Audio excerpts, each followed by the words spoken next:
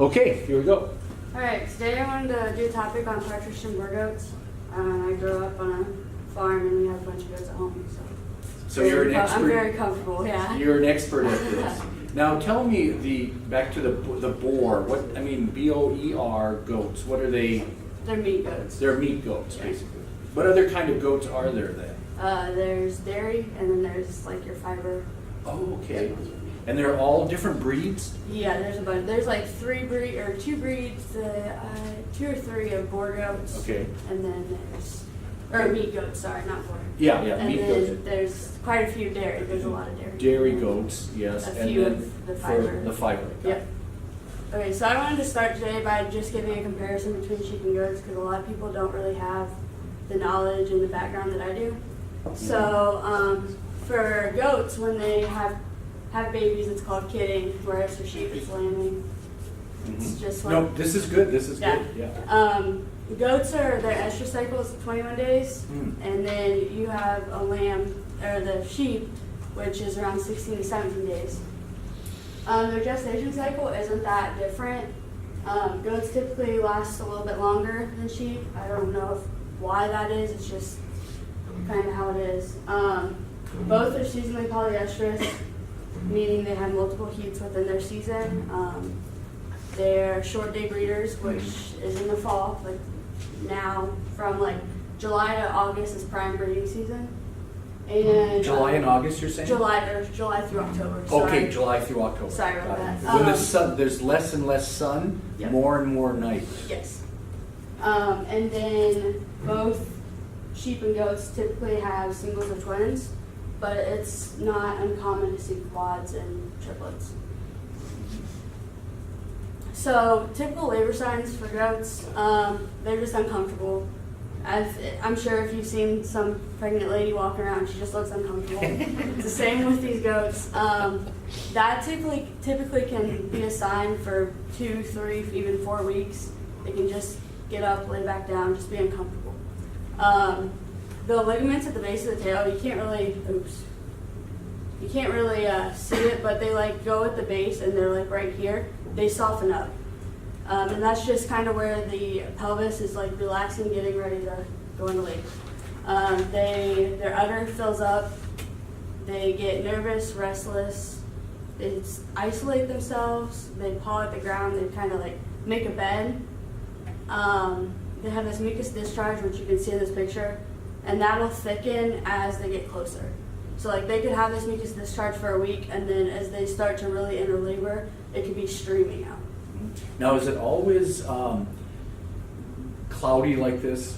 White? All that I've dealt with, it has been. Because, you know, when an animal, and you since you're familiar with goats, you can help me on this one. You know, I know a lot about cattle, and cattle, when they're in estrus, there's often mucus coming out of their vulva just like this, but it looks like egg white. It's just like clear, like, and some. Yeah, it's actually very similar. And so goats and sheep do that too. I guess I know about sheep, but goats do that too.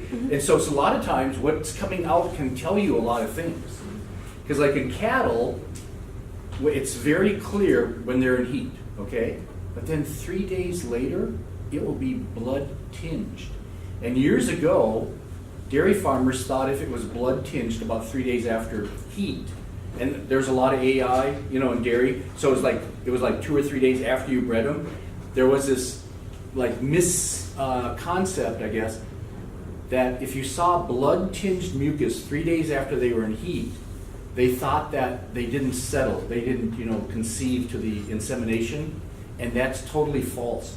It has nothing to do with pregnancy, because at that time, the semen and the fertilized egg are still up in the oviduct, and that bloody discharge that tinges that mucus is just part of the uterus kind of cleaning itself out. And so they were always, I used to talk to dairy farmers a lot, they go, well, she didn't stick because I saw that red stuff 3 days later. But the interesting thing about it is if you see the red tinged mucus today, you could mark down that she was in heat 3 days ago and you missed her. You could use it as a landmark. So this is probably the only time you get this white, I'd hate to say cream colored, but white mucus is near parturition. Yeah. Okay. I mean, you can see it if they come into heat, but but it's not as prominent as this Right, is. yeah, and it's usually clear when they're in heat. Yeah, Right. got it. And then lastly, you can notice sunken insides, and that's just kind of the baby moving into position, and a swollen vulva. So once they really, you can see like the mucus is picked up and everything, they start to begin to have contractions. Then you see like a fluid sac appears, and they'll like start to keep having the contractions and push that, and it can either get bigger or bust.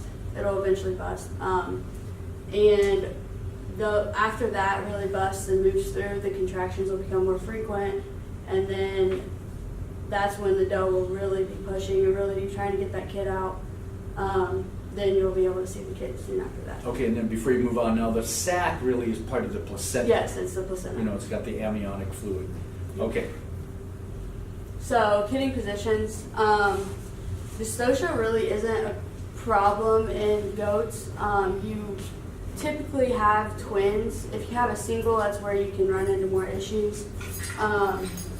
They don't. If you see like a dystocia problem where you have to have a C-section, it's typically a first-time mom with a big kid that she just can't get out. The most problems that you run into is when they're positioned wrong and they just can't get that extra shoulder blade out, or can't get, if it comes out backwards, they can't get the hips through. So the normal position in this diagram is shown right here, and that's the 2 front feet with the nose coming out head first.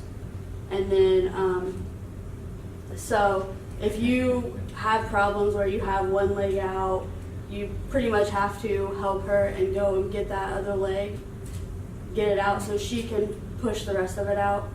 And then obviously if you can't get it out, it's gonna have to be like a cesarean section, or even if you don't, if the money's the issue, she's gonna eventually die. So they can come out rear first or Yep. head first? Yep. These are both kind of normal. Another issue that, like you see, if you have twins, it's happened a couple times at home. You have both kids trying to come out at the same time. Mhm. So you'll have one head and one leg of one kid and another leg of another kid. And it doesn't work. You have to pretty much push the one kid back in and pull the other one out. But they typically don't need too much help or assistance.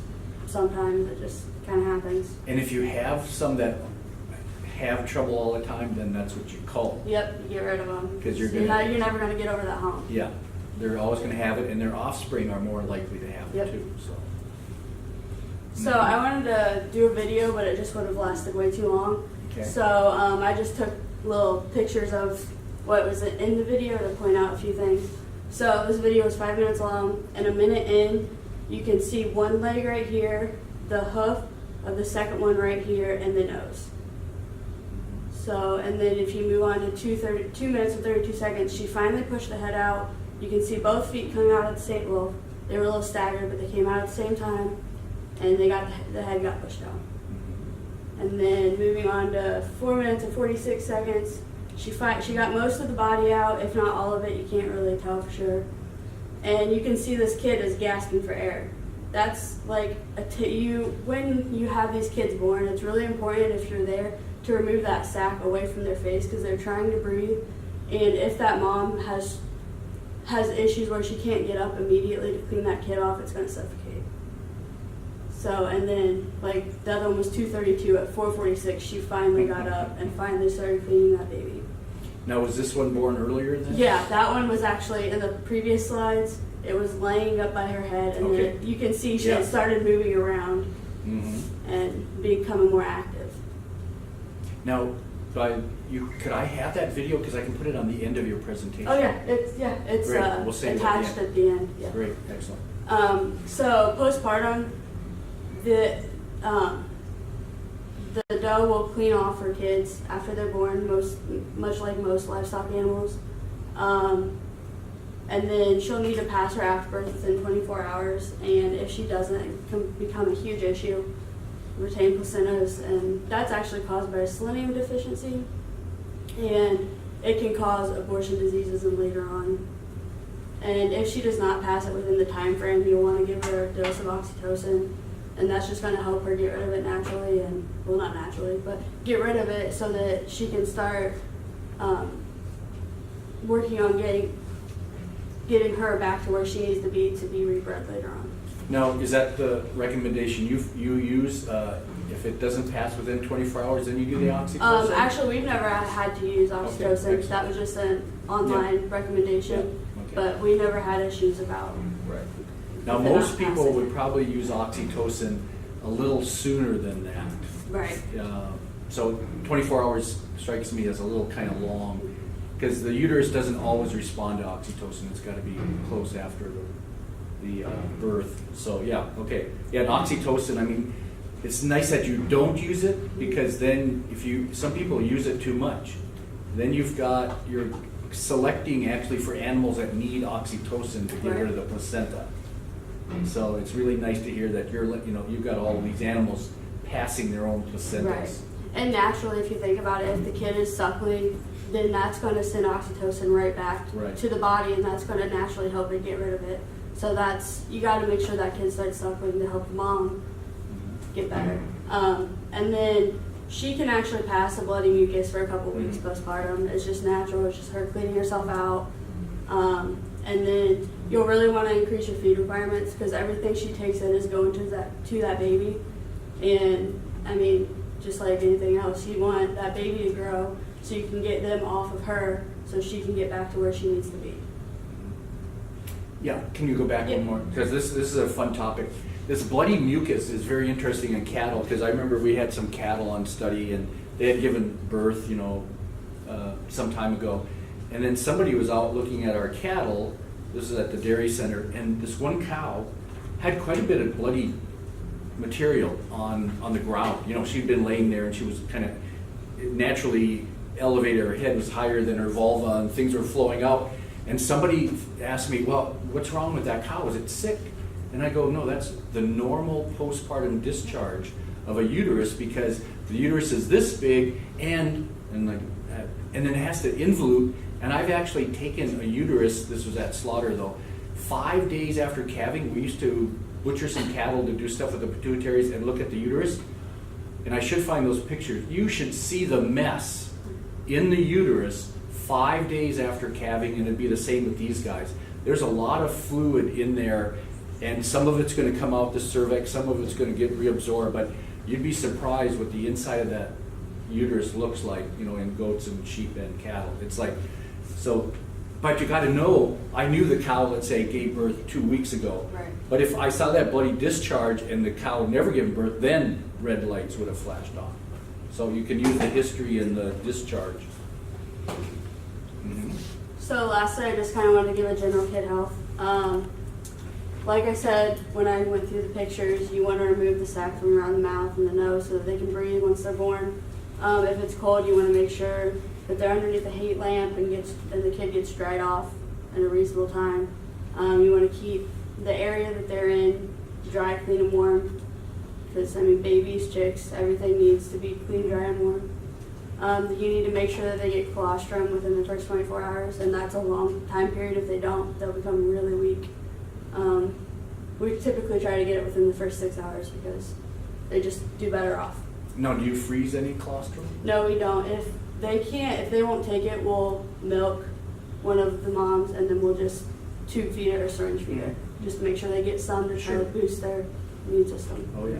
And then lastly, you want to vaccinate with CDT. This is later on in their, not life, but a few weeks later. Typically, moms will get vaccinated 30 days before birth, and that'll transfer the baby. And if they do get vaccinated, you'll want to vaccinate the baby 5 to 6 weeks of age. But if you do not vaccinate your moms, you'll want to make sure that your kids get vaccinated between 7 and 21 days with a booster 3 to 4 weeks after it.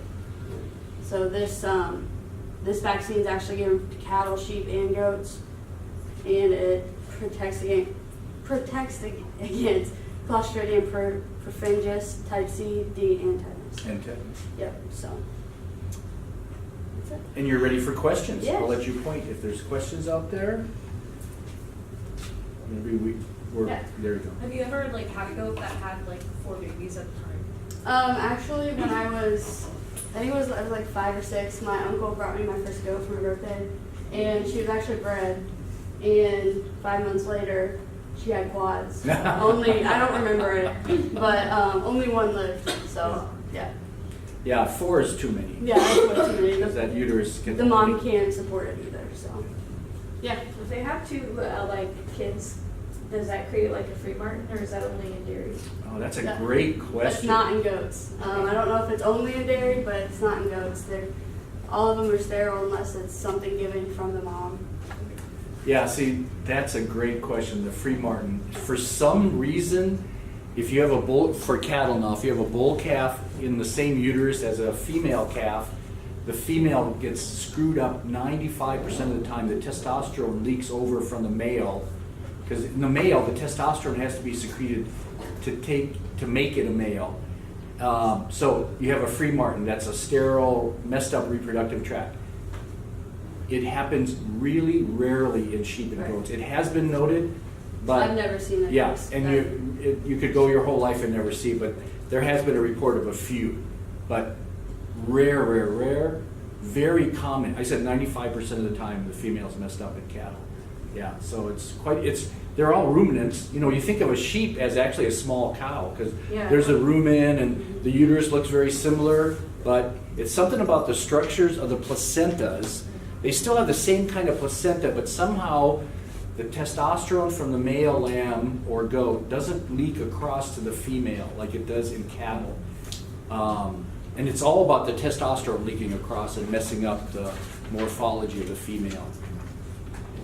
Other questions? Yeah.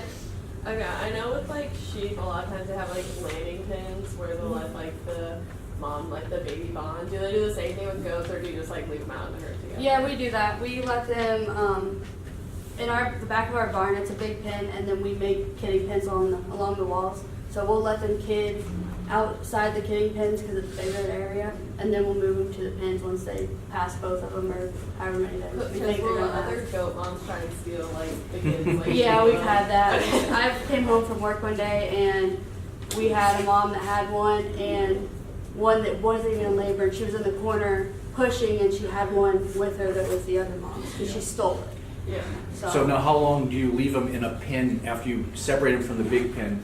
You let them bond. How long do you let them bond? It depends. If it's a first-time mom, it's longer. We do like probably 3 weeks. Oh, But 3 weeks? Okay. Yeah, it's a long time. And if it's a mom that's had them multiple times, we do a couple weeks just to make sure that we don't run into any issues. Right. Yeah. Do you ever have moms that like abort their kids, like that just like choose not to take care of them? Like, what would you do with those? So you're saying the mom doesn't accept the offspring? Is that what your question is? Okay. Yeah, we've had some very stubborn moms that doesn't like to take care of them or anything. We try to hold them to let the babies nurse as often as we can, and most of the time it doesn't give them enough nutrition that they need, so we just bottle feed as an additional supplement. But that's about all. You can't force someone or force a goat to want it. So. Right. And you might keep track of it, and then if you need to cull some Get rid of animals, it. there's always some genetic component that you don't realize, and it'd be good to get rid of her, just like, some of those other cases.